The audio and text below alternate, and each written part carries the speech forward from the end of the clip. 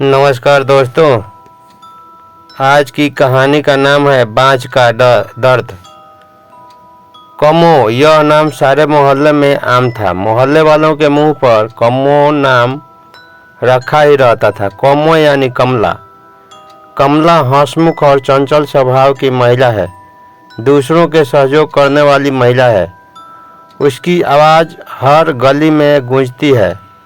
हर घर की महिला जब तक कमो से बात नहीं कर लेती तब तक उसको चैन नहीं मिलता। कमो मोहल्ले के हर किसी से मिलनसार है। वह सुख दुख में उनका हाथ बटाती है। कमला के 2 बेटे हैं। बड़े बेटे की शादी 3 साल पहले हो गई थी। उसके एक बेटा है जिसे कमो पूरे दिन मोहल्ले के हर घर में लिए घूमती है। कमला के घर में पूरे दिन खुशियों की किलकारी गूंजती है। कमो के छोटे बेटे की शादी है। कमो आजकल घर के काम में व्यस्त है। कभी बाजार से सामान खरीद कर लाती है तो कभी घर की साफ सफाई में, इसलिए आजकल मोहल्ले में उसका शोर शराबा कम ही रहता है। छोटे बेटे का बड़े धूमधाम से ब्याह रचाया गया। घर में खूबसूरत और गुणवान बहू आई। कमो उसकी प्रशंसा पूरे मोहल्ले में करती ही नहीं थकती थी। कमो के घर में खुशियों का खजाना था। हर कोई उसके परिवार की प्रशंसा करते हुए नहीं थकता था। धीरे धीरे समय बीतता गया। लगभग 3 साल हो गए। कमो के छोटे बेटे को कोई संतान नहीं हुई। अब कमो परेशान रहने लगी। हर कोई उसके छोटी बहू के बारे में पूछते, वह क्या जवाब देती। अब कमो छोटी बहू पर कई बार गुस्सा करने लगी थी, पर इससे होता क्या, यह सब तो भगवान की मर्जी है, ऐसा सोचकर गुस्सा टाल देती थी। अब छोटी बहू भी परेशान रहने लगी थी। वह अकेली अंदर ही अंदर घुटती रहती थी।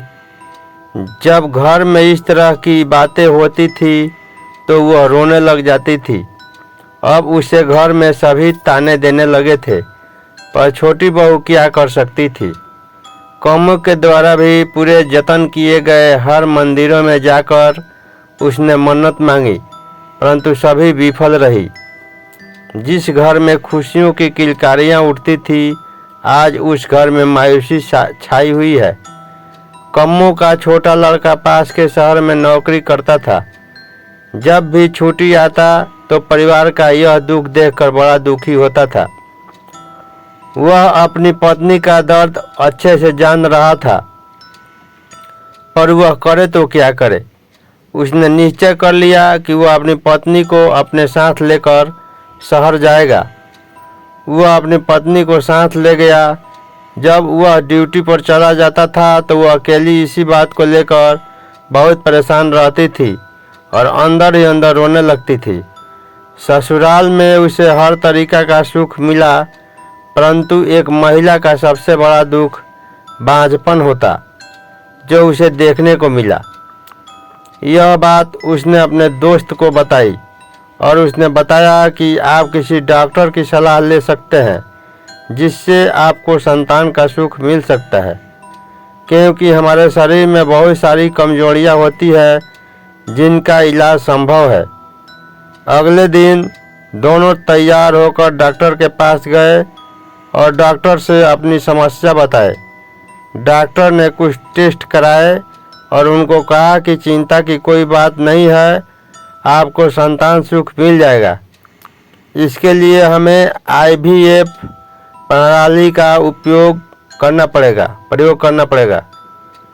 इस पर निवेश ने अपनी सहमति दी। ठीक समय बाद निवेश को पुत्र रत्न की प्राप्ति हुई। जब यह बात घर पहुंची तो घर खुशी का कोई ठिकाना नहीं रहा। कमो ने पूरे मोहल्ले में खूब मिठाई बांटी और खुशियां मनाई। जो कभी ताना देती थी उसके सर घड़ों पानी गिर गया। हर किसी की आंखों में खुशी के आंसू थे। जो कलंक निवेश की पत्नी ने कई साल सहा, उसका आज उसे सुख मिल गया। यह कहानी उन महिलाओं की है जो ऐसी समस्याओं से जूझती है और किसी डॉक्टर की सलाह न लेकर देवी देवता में विश्वास करती है। हमें नियत समय पर डॉक्टर से सलाह लेनी चाहिए, क्योंकि हमारे शरीर में बहुत सारी बीमारियां होती है जिसका निराकरण डॉक्टर की सलाह से संभव है। तो ये थी आज की कहानी। ये कहानी कैसी लगी हमें बताएं और वीडियो को लाइक और शेयर करें तथा चैनल पर नए हैं तो चैनल को सब्सक्राइब करें। धन्यवाद।